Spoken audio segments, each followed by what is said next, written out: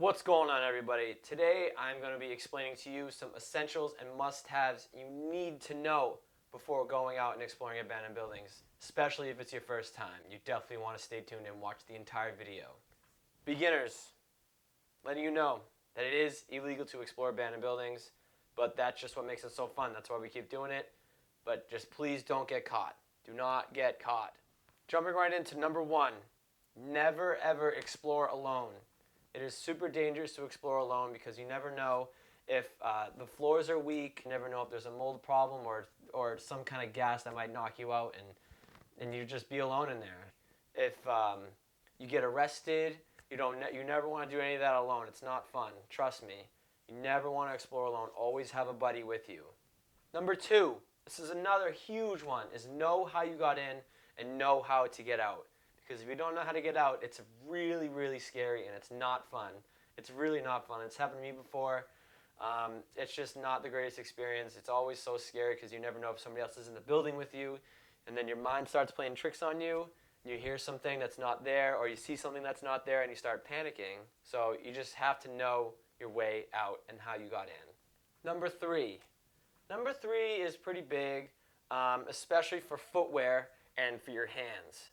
I know that before, like when I was a beginner, I was exploring this old barn and I stepped on a nail, a rusty nail, and it was not fun, I'll tell you that. So now every time I go out, I always use these dirty, rotten things because look at the big sole on the bottom.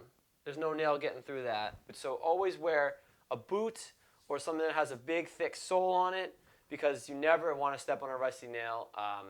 It hurts. And it's just not fun overall. It's just not something you want to do when you're exploring an abandoned building. The next thing is pretty good too, and that's a hat. A hat like this will be good, or any baseball hat that you have, because you never want some weird water dripping on you, because you never know what's in it. It could be like a toxic drip or whatever. It could be some sort of like pee or blood. You never know what's in those buildings. So always have a hat. Jackets are pretty good too, because it could be something dripping from the ceiling. It could be kind of cold in the building. And again, you could scratch your arm and potentially get like a cut and have something fly in there that's not good for your body. The next thing you want to do is always have a pair of gloves. Because just like with the boots, you never want to reach on something that's rusty and potentially get a cut, and you never know what's in that rust. It could be something nasty. It's just all basic common sense, really. You just got to protect yourself from elements that are potentially harmful to you. The next big thing you want to have on you is your phone, because it's multiple tools in one. It's a cell phone in case you get lost, obviously, and it's also got a flashlight, which is also pretty big. So you never want to be without your phone. Another thing that's not really that important, but is pretty cool to have, is a camera, like a GoPro or a point and shoot or a professional DSLR. Those are really cool to have just because you can document your adventures and show your friends and your family and potentially make a video later on YouTube or whatever. That's usually what I do when I go. And I always have my camera on because I know I'm going to see something cool, and I know that my friends are going to be jealous when they see it. Alright, so those are my essentials.